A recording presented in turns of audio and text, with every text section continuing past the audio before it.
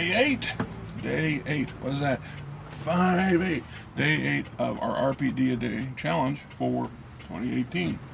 Welcome to Fiesta Mexicana, or Mexicana Fiesta, Pleasant Hill, Iowa. This is a restaurant that I service every week. It's a small corner hole in a small strip mall. It's not a bad little place. They're very clean. The back of the house is clean. The kitchen's clean.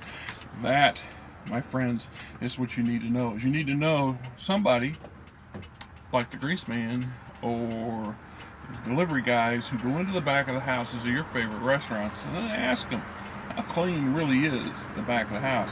Because I can tell you, without a doubt, I have seen plenty of very nice, beautiful restaurants up front, in the front of the house. But you walk past them doors where them servers go, and it's pure horror. It's a pure horror show, and how they can keep the thing open and pass the hell code just boggles the brain. It does. It does. So, that's not what you're here for. We're here for Day 8. Question is, how can we get more people playing? You know, this seems like a reoccurring theme on this particular question. This is one I'm pretty sure we did a version of this last year. Without going back and looking and checking, maybe we didn't. I'm just saying, maybe we did, right? But how do you get new people to play? How do you get people interested? The very same thing we've been doing since time immemorial. By participating, by talking about it, by sharing, by doing videos, by promoting, by encouraging people who are interested in it to sit down at a table and take a stab. And that's just the way it's always going to be, and the way it's always been. We can get pretty elaborate. I mean, we see some stuff on TV now, on late cable, that we didn't see back in the day. And I can't fire off a number of different names of people but off the top of my head, but isn't Will Wheaton doing some stuff promoting gameplay and tabletop games and so on and so forth with celebrities? Those sort of things attract people. We also have a different set of philosophies and mindset today than we did 25, 30 years ago. It's not something that we need to hide under the couch anymore, or to keep in the closet, or play in that dank basement so our parents were not interfering, or we're getting them shisty looks from the rest of the class because somehow or another we're uber nerds or emo defectives with a plan. Never fit into either any of those categories when I was in high school. I was kind of the oddball among oddballs. I never quite felt like I wanted to fit into any one particular group. I never took on a fad. Matter of fact, if anything, I spent a lot of time working and getting away from school as fast as I could. So, there's what it is. I think we do a good, credible job of preaching to the masses, if you will.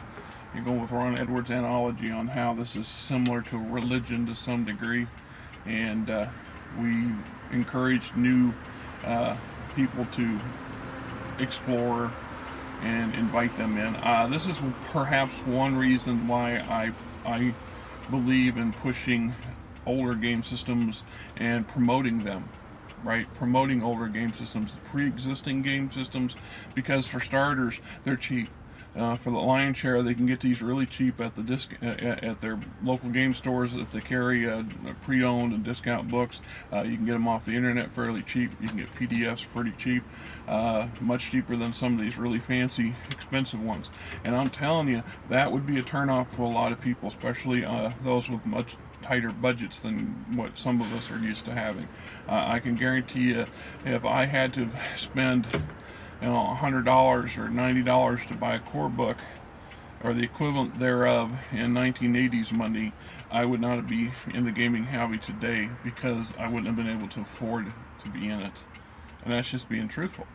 I mean, as it was back in the day, I was spending $50, $60 a week of 1980s and 90s money, which, as I've shown you the costs and prices that are listed on some of my older game books, and those of you who were there, we paid $15, $20 for a core book, and that was on the high end. Modules were under $10 or around that, and some of the older ones were even less.